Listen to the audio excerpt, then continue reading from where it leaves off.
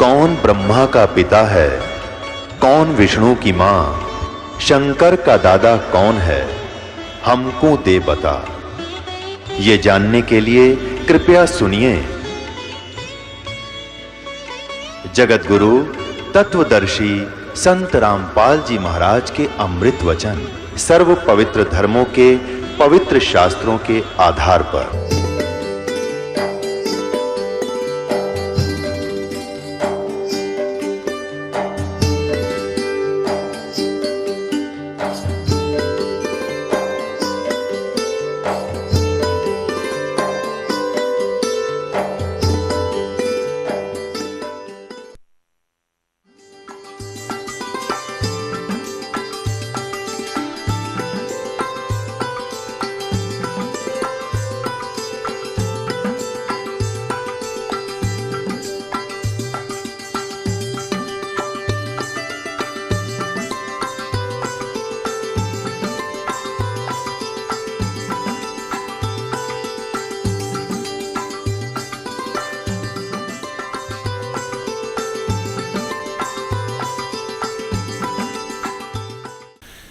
अब बुढ़ा और बुढ़िया ने वहाँ छोड़ा हुआ और उनको महीने के 10-20 रुपये देने लगे। पहले 10-20 रुपये बहुत ज़्यादा होते थे, 20,000 के करीब होते थे।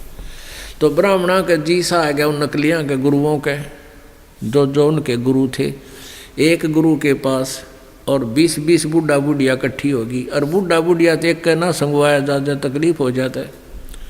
और उन हो गए 10-10, 20-20 एक के पास, गुरु जी के पास। अब उन मुश्किल में आच गई कि क्या करें, या लालच में आप पत्तों मोल ले ली। फिर उन्हें स्कीम बनाई उन दुष्टों ने। क्या स्कीम बनाई कि भाई एक ऐसी अफवाह फैला दो, एक ऐसी प्रोपगंडा छोड़ दो कि भाई उन्होंने क्या स्कीम बनाई कि कह दो जो शीघ्र स्वर्ग जाना चाहता है उसके लिए भगवान की तरफ से एक क्रोंत आता है। क्रोंत एक आरा होया करे लकड़ी काटने का, लंबे लंबे दांते नु आर पार कर देता लकड़ी को।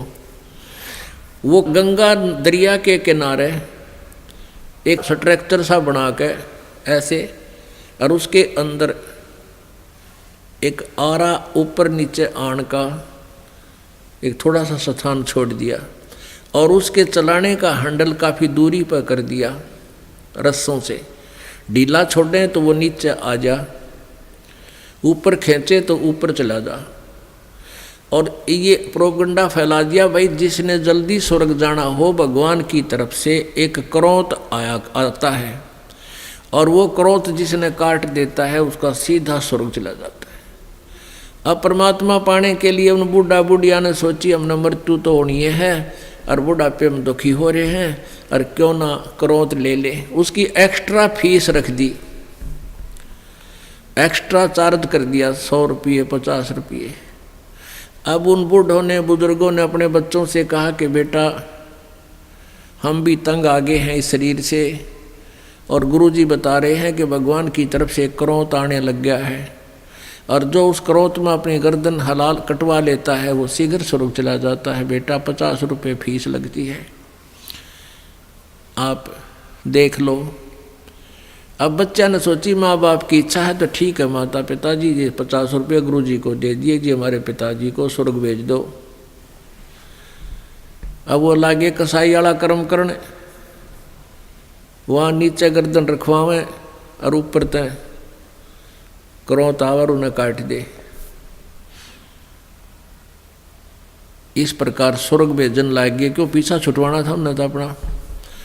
और प्रोपगंडा फैला दिया कि जो क्रोंत में शीश कटा लेता है वो सीधा स्वर्ग जाता है। तो परमात्मा पाने के लिए पुण्यात्माओं ने वह गर्दन देनी भी शुरू कर दी, कटवानी शुरू कर ली। तो परमात्मा के बंदी छोड़ कहा करते कबीर जी,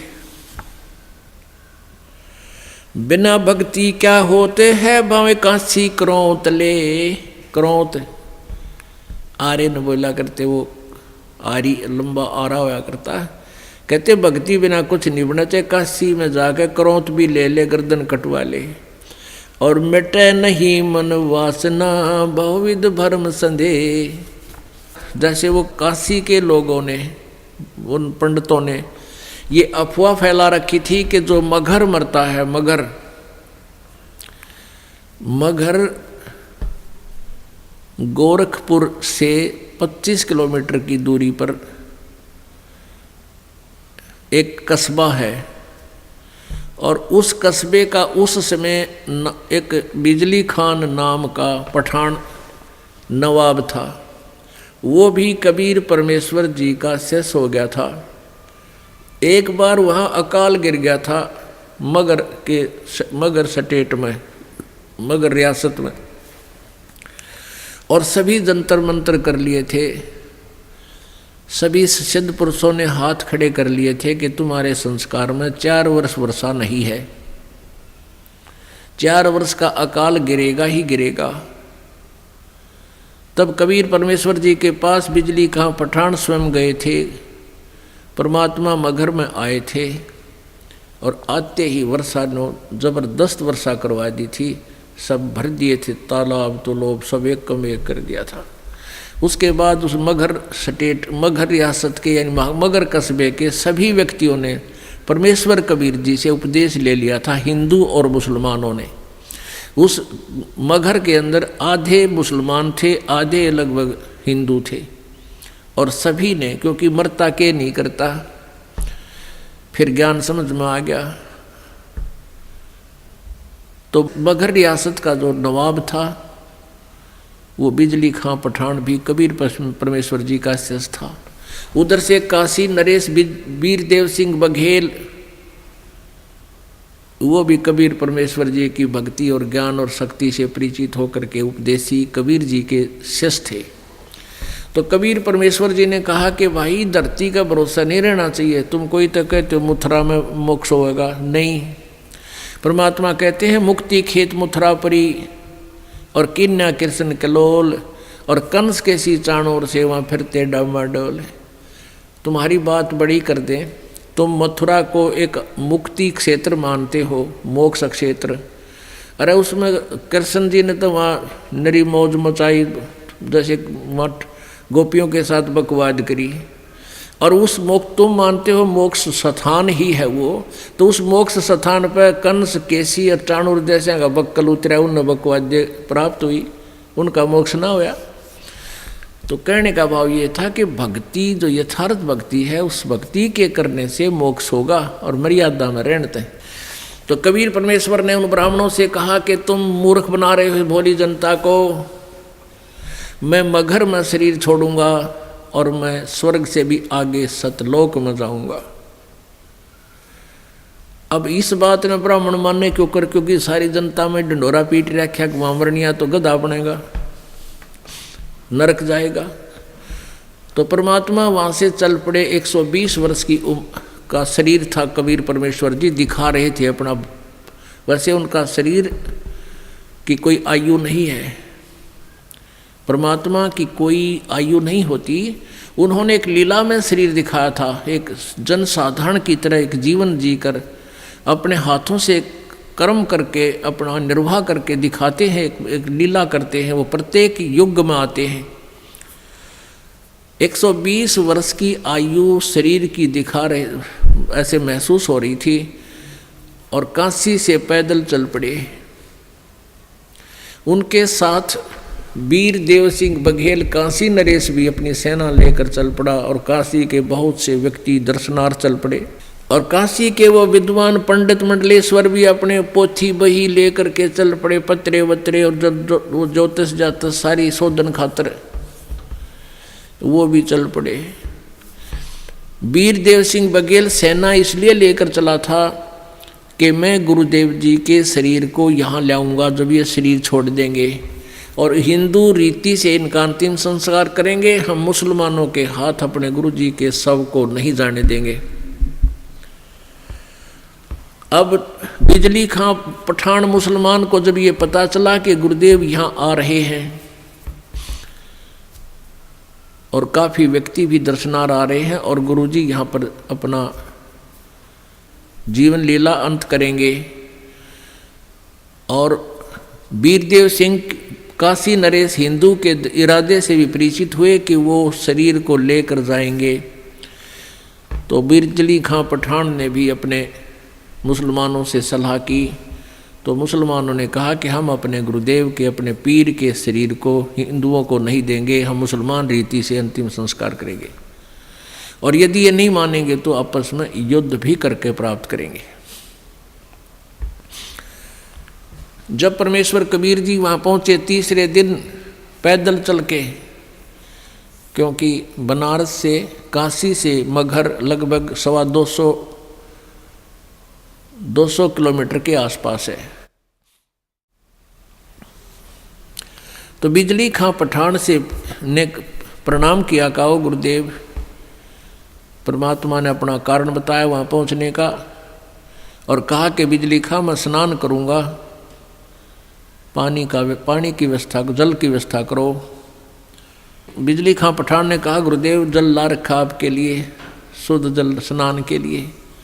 परमेश्वर ने कहा कि कबीर जी ने कहा कि मैं बहते पानी में, दरिया में स्नान करूँगा। अब बिजली खां पठान ने कहा कि यहाँ एक दरिया बहती थी, आमी नदी, लेकिन वो भगवान शंकर ने श्राप दे रखा है, उसका पानी खत्म हो गया, वह सूखी पड़ी है। परमेश्वर जी ने कहा कि चलो दिखाओ मुझे कहाँ है वो आमी नदी। जहाँ परमेश्वर खड़े थे वहाँ थोड़ी सी दूरी पर, 2-3 एकड़ के दूरी पर, 600 फुट की दूरी पर वो दरिया सूखी पड़ी थी। परमात्मा ने वहाँ खड़ा होकर साथ में हजारों की संख्या में दर्शक, और परमेश्वर ने ऐसे किया था हाथ से संकेत, जैसे ये ट्रैफिक का सिपाही करा करे, ऐसे कर दिया। क्या देखते हैं कि थोड़ी सी दूरी पर एक बहुत बड़ा धमाका हुआ, और एकदम पानी से भरकर नीचे से पानी इतना जोर से निकला और पूरी दरिया भरकर चल पड़ी। बोलो सतगुरुदेव।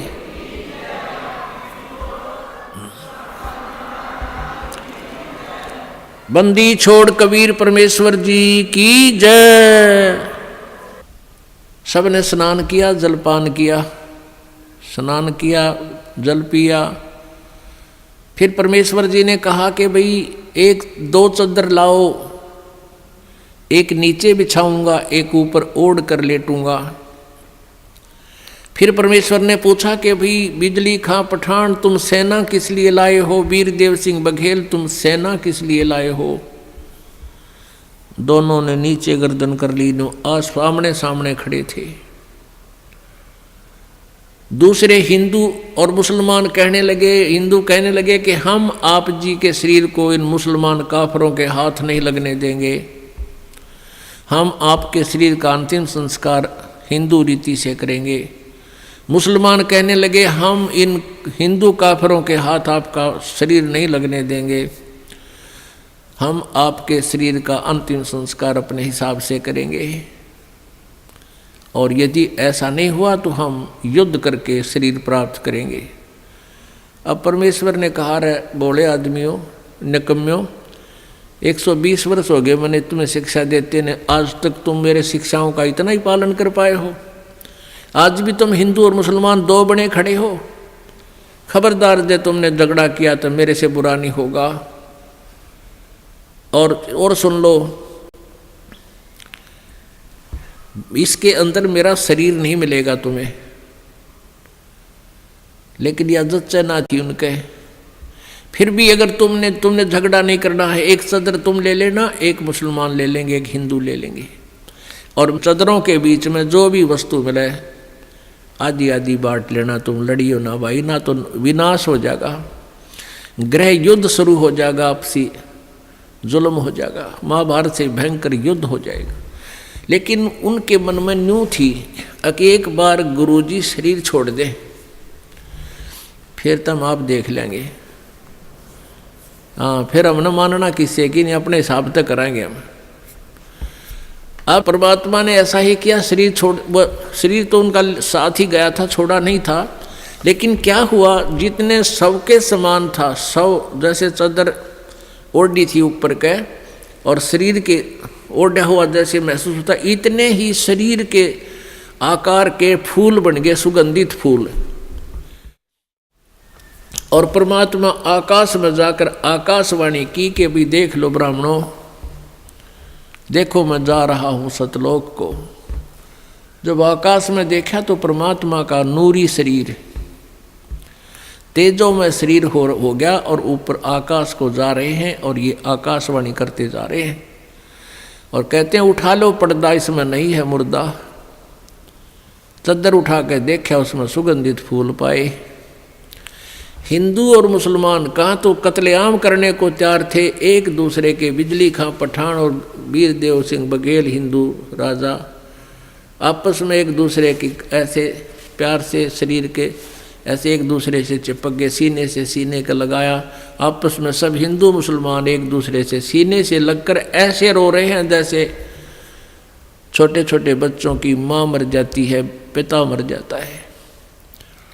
और रो रहे हैं और कह रहे हैं हम कति मूर्ख थे, हमने पहचाना नहीं, वो अल्लाह थे, खुदा थे, वो परमात्मा आए हुए थे। अपने आत्माओं,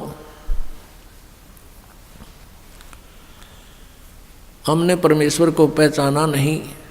इतनी लीलाएं प्रभु करके गए। आज भी मगर स्थान पर हिंदुओं ने अपनी अलग से यादगार बना रखी है, एक चद्दर और आधे वो सुगंधित फूल लेकर।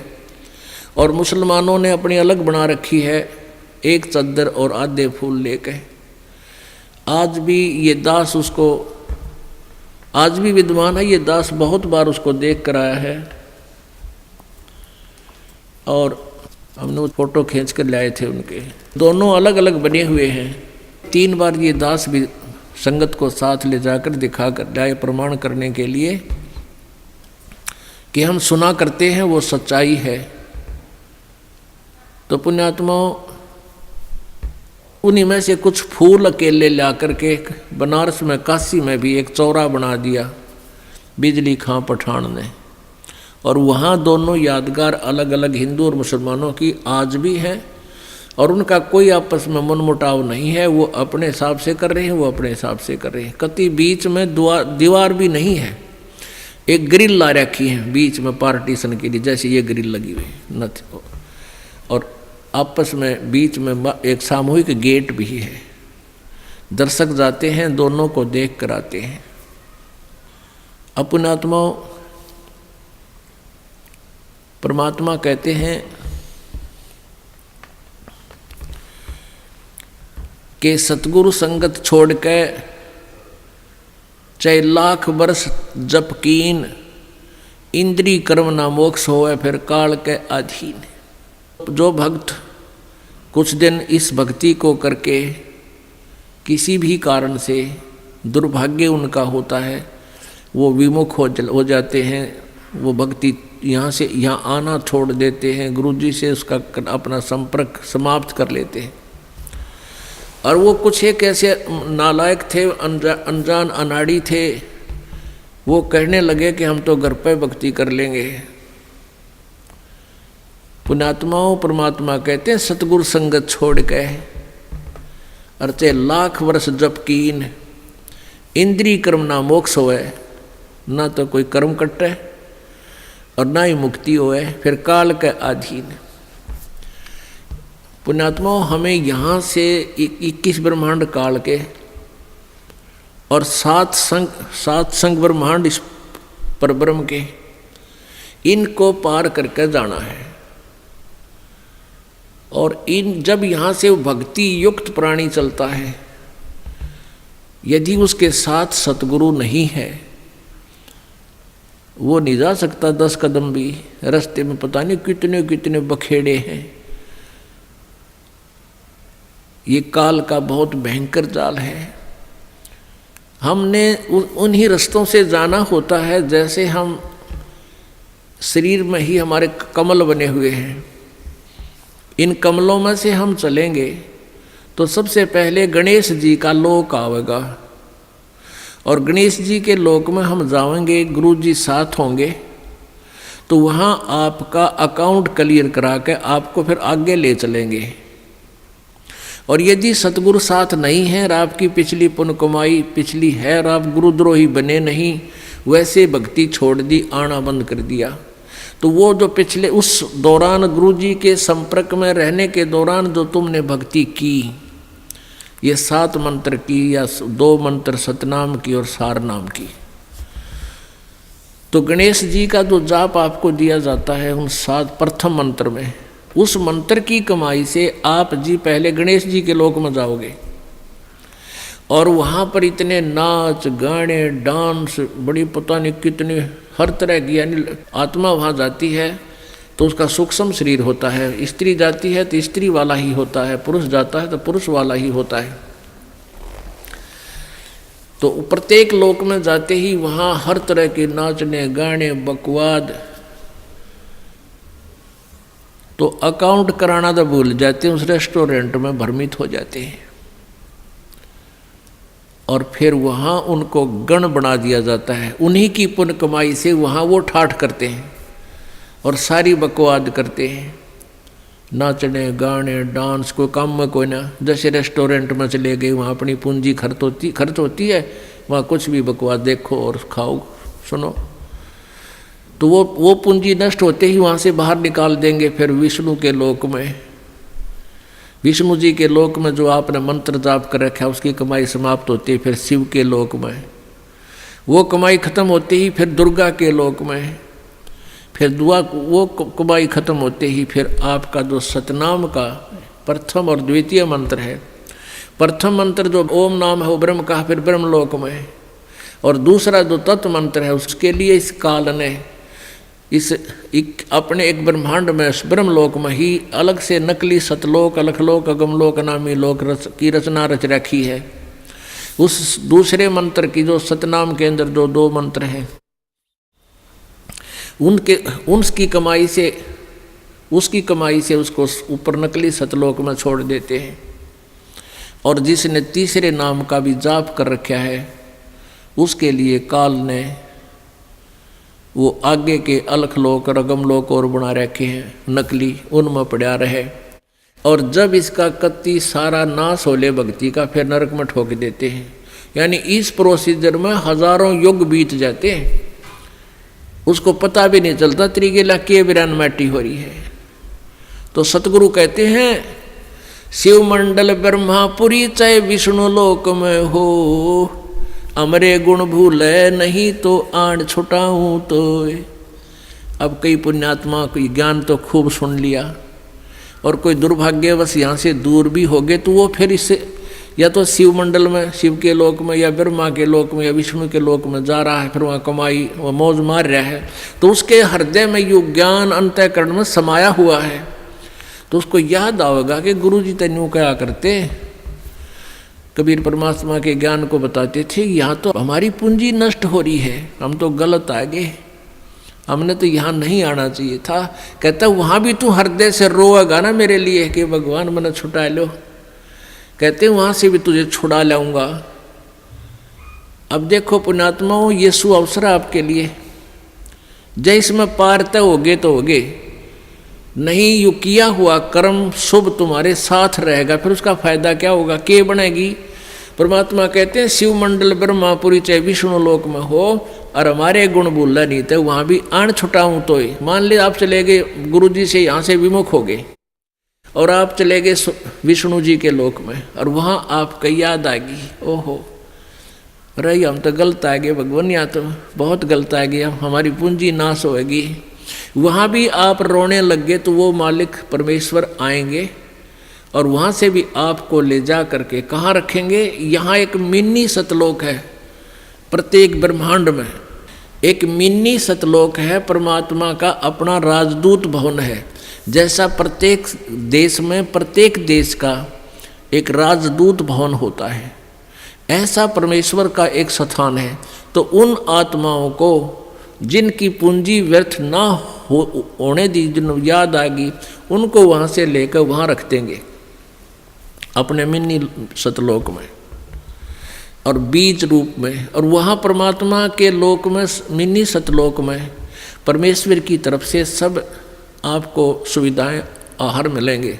उसे आपकी पूंजी नष्ट नहीं होगी, उस वापस फिर उस पूंजी के आधार से आपको फिर पटकेगा परमात्मा सतयुग में। सतयुग में आप हजारों लाखों वर्ष जियोगे, लेकिन साधना गलत करोगे, क्योंकि आप नीचे आने के बाद भगवान की कति नहीं मानते, और जैसा भी काल ने भ्रमित कर रखा है वही साधना पर लगे रहोगे। लेकिन वो सुविधाएं, वो सुख आपको होंगे पूर्व जन्म की कमाई से, भक्ति से। और आप सोच रहे होगे कि मैं जो भक्ति कर रहा हूँ, ये साधना कर रहा हूँ, मुझे इसी से सुख है। इस प्रकार सतयुग त्रेता द्वापर में आप अपने पुण्यों का नाश कर लोगे, कभी राजा बनोगे, कभी पृथ्वीपति बनोगे, कभी स्वर्ग में जाओगे, और फिर आप कलयुग में होगे। और कलयुग में आपका मानव जन्म होगा, फिर यही प्रोसीजर फिर होगा आपको, फिर कभी आकर के हजारों लाखों युगों के बाद ये सुअवसर प्राप्त होगा। जो परमात्मा की शरण में नहीं रह पाए, अभी आपको बताया 2 प्रकार भक्ति नाश होता है। एक तो परमात्मा से विमुख हो गए और उन्होंने अपने सभी मंत्रों की कमाई ऊपर ब्रह्मालोक, विष्णुलोक, शिवलोक, दुर्गालोक, ब्रह्मलोक और अलखलोक, अगमलोक में, नकली में समाप्त कर दी। उसने तो कई लाख युगों के बाद फिर मनुष्य जीवन यहाँ पृथ्वी पर होगा, और फिर सतयुग त्रेता द्वापर में जो शेष कमाई है वह खोएगा। फिर कलयुग में ही, किसी कलयुग में दाव लगे तो लगे इस समय जन्म होने का। एक दूसरा वो होगा जो परमात्मा याद आ गया विष्णु लोक में जाकर, उसको परमात्मा ले गए छुड़ा कर, अपने रख लिया मिन्नी सतलोक में, और वहाँ से फिर पटक दिया। तो वो भी सतयुग से जन्म लेता हुआ बीच में राजा, चक्रवर्ती राजा, पता नहीं के बन के अपने पुण्यों को बहुत को नष्ट फिर भी कर लेगा। और फिर कलयुग में इसी समय बिचली पीढ़ी में ही दाव लगेगा, लगे तो लगे, ना भी लगे।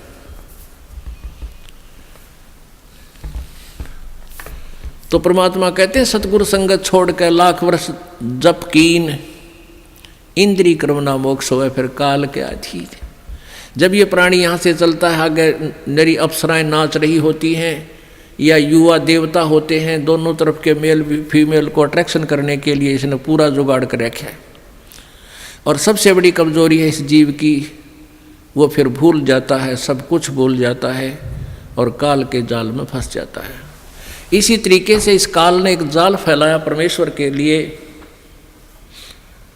जब परमात्मा सतलोक को जा रहे थे,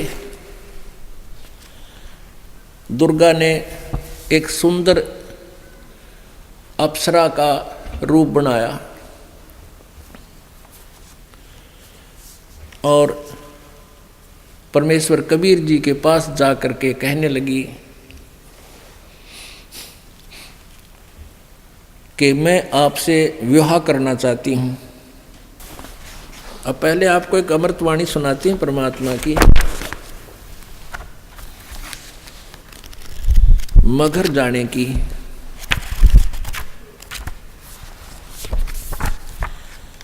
की ना मगर पियाना सतगुरु की ना मगर पियाना सतगुरु की ना मगर पियाना हो। दोनों दिन चले संग जाके हिंदू मुसलमाना हो। दोनों दिन चले संग जाके हिंदू मुसलमाना हो। की ना मगर पियाना सतगुरु की ना मगन पियाना सतगुरु की ना मगन पियाना हो। दोनों दिन चले संग जाके हिंदू मुसलमाना हो। दोनों दिन चले संग जाके हिंदू मुसलमाना हो। मुक्ति खेत को छोड़ चले हैं। जिस काशी को नौका करते हैं ना, या मुक्त होता है इस क्षेत्र में, परमात्मा कहे तुम्हारी मुक्ति वाले क्षेत्र में तुम ही रखो, हम तो वहाँ से मोक्ष प्राप्त करके दिखाएंगे जहाँ तुम कहते हो गधा बनता है। भाई मुक्ति खेत को छाड़ चले हैं, वो तज काशी अस्थाना हो। मुक्ति खेत को छाड़ चले हैं, तज काशी अस्थाना हो। शाह सिकंदर कदम लेत है, शाह सिकंदर कदम लेत है, बादशाही सुल्ताना हो। दोनों दीन चले संग जाके, हिंदू मुसलमान हो। दोनों दीन चले संग जाके, हिंदू मुसलमान हो। चार वेद के वक्ता संग है, वो खोजी बड़े बयाना हो। चार वेद के वक्ता संग है, वो खोजी बड़े बयाना हो। सालग राम सुरत से सेवे, सालग राम सुरत से सेवे, वो ज्ञान समुद्र दाना हो। दोनों दीन चले संग जाके, हिंदू मुसलमान हो। दोनों दीन चले संग जाके, हिंदू मुसलमान हो। सठ दर्शन जाके संग चाले, सठ दर्शन जाके संग चाले, वह गावत बाणी नाना हो। अपना अपना इष्ट संभाले, अपना अपना इष्ट बनावे, वो बाचे पोथी पाना हो। दोनों दीन चले संग जाके, हिंदू मुसलमान हो। भाई चादर फूल बिछाए सतगुरु, देखे सकल जिहाना हो। चादर फूल बिछाए सतगुरु, वो देखे सकल जिहाना हो। चार दाग से रहत जुलाहा, चार दाग से रहित जुलाहा, वो अवगत अलख अमाना हो। दोनों दीन चले संग जाके, हिंदू मुसलमान हो। दोनों दीन चले संग जाके, हिंदू मुसलमान हो। वीर सिंह बघेला करे बिनती, वीर सिंह बघेला करे बिनती, वो बिजली खान पठाना हो। वीर सिंह बघेला करे बिनती, वो बिजली खान पठाना हो। दो चादर बख्शीश करी है, दो चादर बख्शीश करी है, दिन यो परवाना हो। दोनों दीन चले संग जाके, हिंदू मुसलमान हो। दोनों दीन चले संग जाके, हिंदू मुसलमान हो। शब्द स्वरूप साहेब सर्वंगी, शब्द शब्द समाना हो। दास गरीब कबीर अरस में, दास गरीब कबीर अरस में, वो फर्क ध्वज निशाना हो। दोनों दीन चले संग जाके, हिंदू मुसलमान हो। कीना मगर पियाना सतगुरु, कीना मगर पियाना हो। दोनों दीन चले संग जाके, हिंदू मुसलमान हो। दोनों दीन चले संग जाके, हिंदू मुसलमान हो। अब उसके बाद जो परमात्मा ऊपर जा रहे थे, रास्ते में दुर्गा आई, एक सुंदर स्त्री रूप बना करके, अप्सरा का रूप बना करके।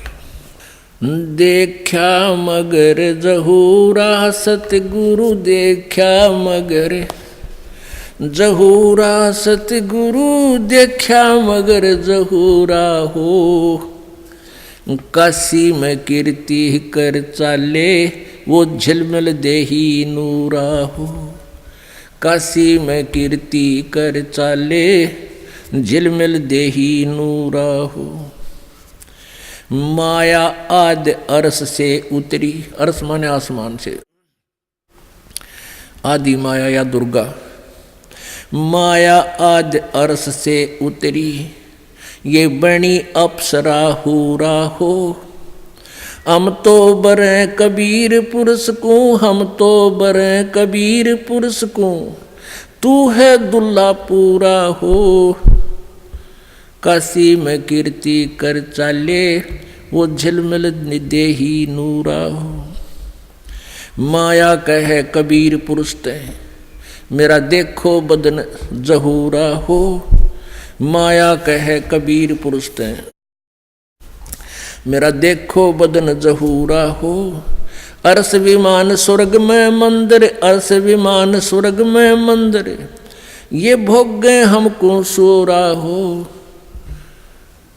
काशी में कीर्ति कर चाले, झिलमिल देही नूरा हो। कहे कबीर सुनो री माया, तुम कुटिल नजर तुम घूरा हो। कहे कबीर सुनो री माया, कुटिल नजर तुम गूरा हो, जिन भोगी सोए कल रोगी, जिन भोगी सोए कल रोगी, वो होगे धूर्म दूरा हो। काशी में कीर्ति कर चाले, वो झिलमिल देही नूरा हो। काशी में कीर्ति कर चाले, वो झिलमिल देही नूरा हो। माया कहे कबीर पुरुष से, मैं हूँ जग से दूरा हो। माया कहे कबीर पुरुष से, मैं हूँ जग से दूरा हो।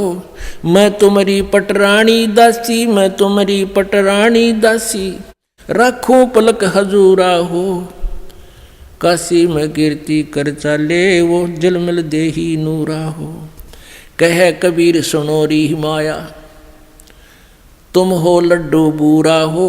बूर के लड्डू, ये बुरादे के, कहते ये तू तो ऐसी है। कहे कबीर सुनो री माया, तुम हो लड्डू बूरा हो। जो तुझे खावे सो बह जावे, जो तुझे खावे वो पछतावे, वो तास अकल के कूरा हो। वो बुद्धि भ्रष्ट हैं जो तेरे से संग करेंगे। काशी में कीर्ति कर चाले, झिलमिल देही नूरा हो। श्वेत मुकुट जहाँ श्वेत छत्र है, ओए होए, श्वेत मुकुट जहाँ श्वेत छत्र है, बाजे अनहद तूरा हो। दास गरीब कहे सुन माया, कहे कबीर सुनो री माया, हमसे रहियो दूरा हो।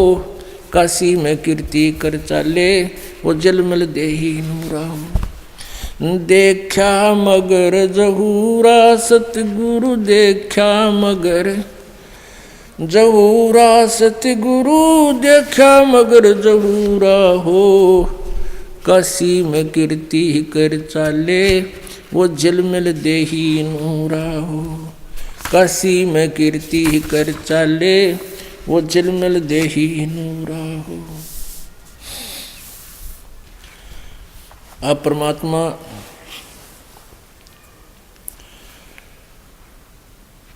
कबीर परमेश्वर का और दुर्गा का एक और संवाद आपको सुनाते हैं। माया सतगुरु से अटकी रे, माया सतगुरु से अटकी। गरीबदास जी कह रहे हैं, उनकी एज इट इज वार्ता जो कबीर परमेश्वर और दुर्गा की हुई है, वह पहचान के सके वतांदी हो रही है, भगवान को भी ना पहचान सकती। काल के अधीन होकर के सब उल्टे कर्म करा रही है, जीव को यहाँ फंसाए बैठी है। माया सतगुरु से अटकी रे, माया सतगुरु से अटकी। जोगनी हमरे क्यों भटकी रे, योगनी हमरे क्यों भटकी। हम तो बगली गर जोगी, हम तो बगली गर जोगी। हम नहीं माया के भोगी, हम ना माया के भोगी। तो मैं झगड़ा है भारी, तो मैं झगड़ा है भारी। मारे बड़े छत्रधारी, मारे बड़े छत्रधारी। अब दुर्गा कहती है, सेवा करसो मैं निकी, सेवा करसो मैं निकी। परमात्मा कहते हैं, हमको लागत है फीकी, हमको लागत है फीकी।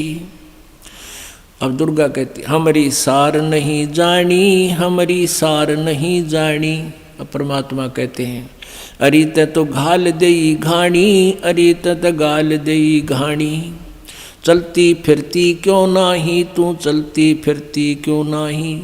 परमात्मा कहते, तू जाती क्यों ना, जा यहाँ से। हम रहते अवगत पद माही, हम रहते अवगत पद माही। अरे तू गैली है गोली, अरे तू गैली है गोली। दाग लगावेगी चोली, दाग लगावेगी चोली।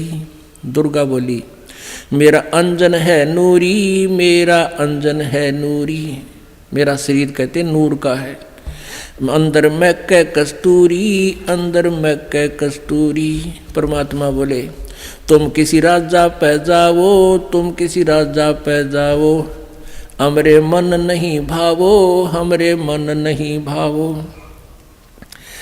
दुर्गा कहती है, मैं तो अर्धंगी दासी, मैं तो अर्धंगी दासी। परमात्मा बोले, हम तो अनहदपुर वासी, हम तो अनहदपुर के वासी। हमरा अनहद में डेरा, हमरा अनहद में डेरा, अंत ना पावेगी मेरा, अंत ना पावेगी मेरा। हम तो आद जुगादिनी जी, हम तो आद जुगादिनी जी। अरे तुझे माता कहूँ अकधी, अरे तुझे माता कहूँ अकधी। अब दुर्गा जब नहीं पार बसाई, अब मैं देऊंगी गाली, अब मैं देऊंगी गाली। हम तो जोगी ब्रह्मचारी, हम तो जोगी ब्रह्मचारी। आसन बांधूंगी जिंदा, आसन बांधूंगी जिंदा। गल में डारूंगी फंदा, गल में डारूंगी फंदा। आसन मुक्तारी माई, आसन मुक्तारी माई। तीन लोक ना अंघाई, तू तीन लोक ना अघाई, यानी छेगे नहीं। परमात्मा कहते हैं तीन लोक के देवताओं की दुर्गति कर रही, इनमें नहीं छक्की तू। हमरे द्वारे क्यों रोवो, हमरे द्वारे क्यों रोवो। परमात्मा कहते हैं मेरे सामने क्यों रो रही है कि तेरी दाल गले नहीं। हमरे द्वारे क्यों रोवो, हमरे द्वारे क्यों रोवो। किसी राजा राणा को जोवो, किसी राजा राणा को जोवो। तू तो जोगनी है खंडी, तू तो जोगनी है खंडी। मोरा फेर चली लंडी, मोरा फेर चली लंडी। परमात्मा कहते हैं फिर मुंह मोड़ कर चल पड़ी वह लंडी नालायक।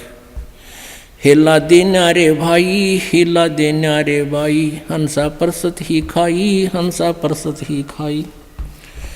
अब देखो कितना निर्णय दिया है परमात्मा ने कि जो निकम्मी प्रकार की लड़कियां होती हैं, औरतें हैं, वो कितना हानि पहुंचाती हैं। और अच्छी बहन बेटी माइयों के बारे में परमात्मा ने फिर कैसा निर्णय दिया है। बदनारी लंगर कामणी या बोले मुद्रे हेत। फेट पड़े छोड़े नहीं क्या मगर कुरुक्षेत्र। बदनारी लंगर कामणी या बोले मुद्रे बोले। फेट पड़े छोड़े नहीं ये काटे घूंघट झोले। बदनारी लंगर कामणी या बोले मुद्रे बोले। कोई एक साधु उबरे या करे लाख में चोट। बदनारी लंगर कामणी या बोले मुद्रे बहने। जाको नहीं पति जिए घूंघट घट में सैन। बदनारी लंगर कामणी या बोले मुद्रे बहने। जाके पास न बैठियो जाका कैसा दीन। बदनारी नाही नाहरी ये है जंगल का शेर। बाहर भीतर मारे है मुनिजन की ये जेर। सतगुर हेला देते हैं ये सुनियो संत सुजाने। बदनारी पास न बैठियो बदनारी आई खान। नैना काजर बाहे कर ये खाए लिए हैं हमसे। हाथों मेहंदी लाए कर ये डोब दिए कुलबन से। अपने आत्माओं हम अपनी बहन बेटियों को जो उपदेश लेती हैं उनको ये इस प्रकार के आडंबरों से मना करते हैं। ये अच्छी बहन बेटियों की नहीं होती। मेहंदी लगाना और फंड करना, नाखून पालिश, ये तो बकवादों की बातें होती हैं। इसलिए हमने भक्त बनना है, अच्छा समाज बनाना है, तो भगवान के आदेश अनुसार ही चलना होगा। नैनो काजर बाह कर ये खा लिए हैं हमसे। हाथों मेहंदी लाए कर ये डोब दिए कुलबन से। उल्टी मांग भराए कर ये मंजन कर हैं गाते। मिट्ठी बोले मगन होवे ये लावे बहुवित घात। माया काली नागनी ये अपने जाए खाते। कुंडली में छोड़े नहीं सो बातां की बात।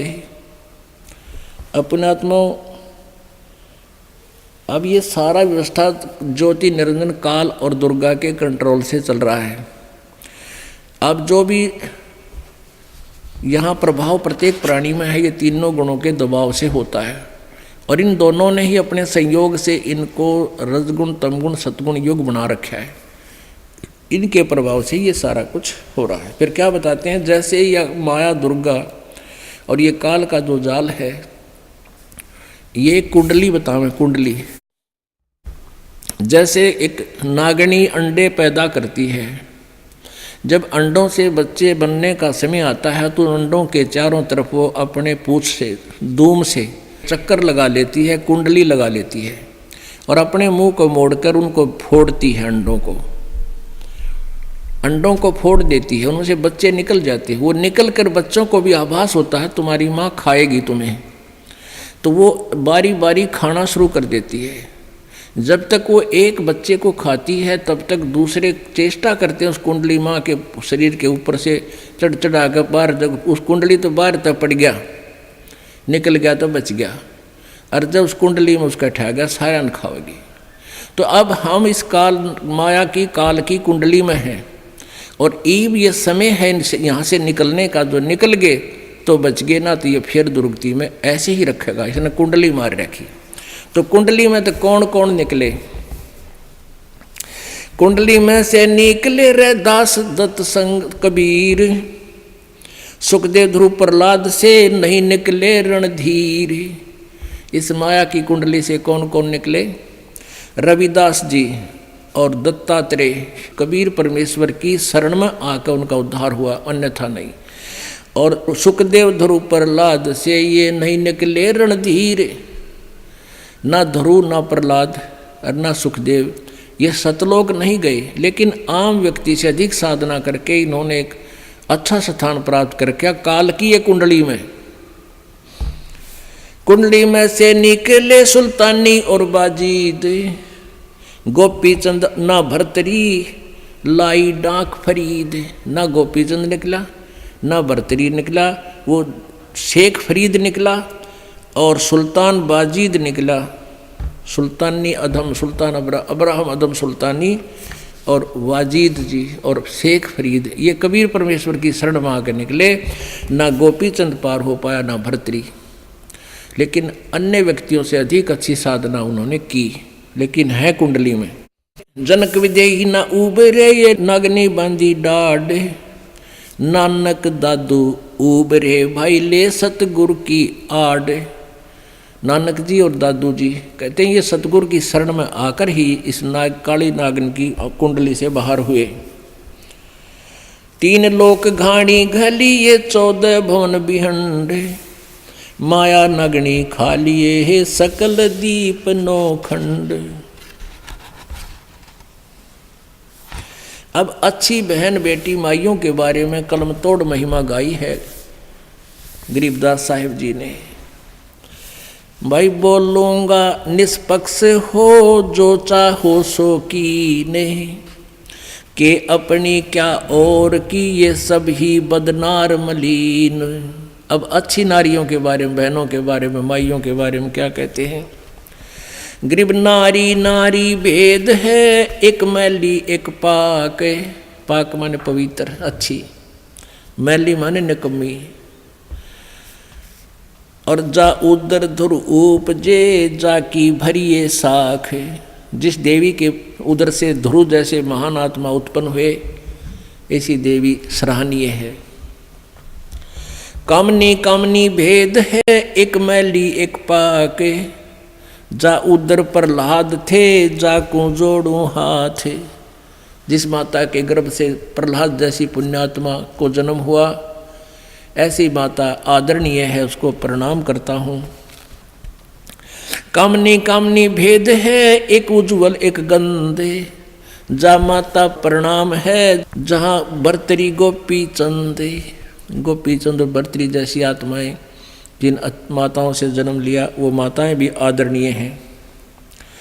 कामनी कामनी भेद है, एक हीरा एक लाल। दत्त गोसाई उतरे अनसुईया के नाले। कामनी कामनी भेद है, एक रोजम एक हंस। जनक विधेयी अवतरे, धन माता कुल वंश। नारी नारी क्या करे, नारी बहुगुण भेव। नारी नारी क्या करे, नारी बहुगुण भेव। जा माता कुर्बान है, जा उपजे सुखदेव। नारी नारी क्या करे, नारी कंचन कूप। नारी से ती उपजे, वो नामदेव से भूप। नामदेव जैसे महान आत्मा जिस माँ से जन्म लिया, तो ऐसे नारी नारी में बहुत अंतर है। एक वो पुण्यात्मा जिसने ऐसे पवित्र पुत्र को जन्म दिया, वो माँ नेक नारी हैं। नारी नारी क्या करे, नारी कंचन कूप, नारी से ती उपजे ये नामदेव से भूप। गरीब नारी नारी क्या करे, नारी भक्त बिलास, नारी से ती उपजे ये धना भगत रविदास। कि जिस माता से धन्ना भगत जैसे और रविदास जैसी महान आत्मा पुण्यात्माओं ने जन्म लिया, वो माता धन्य है। गरीब नारी नारी क्या करे, नारी को नृताए, नारी से ती उपजे रामानंद पंथ चलाए। नारी नारी क्या करे, नारी नर की खाने, नारी से ती उपजे ये नानक पद निर्वाण। कहते हैं प्रत्येक नारी को नहीं पिछड़ा रहे हम, नारी तो नर की खान है, यानी मनुष्य को उत्पन्न करने वाली माता ही नारी एक खान है, यानी इसी से उत्पन्न होते हैं। और नारी से ती उपजे नानक जी जैसे महान आत्मा।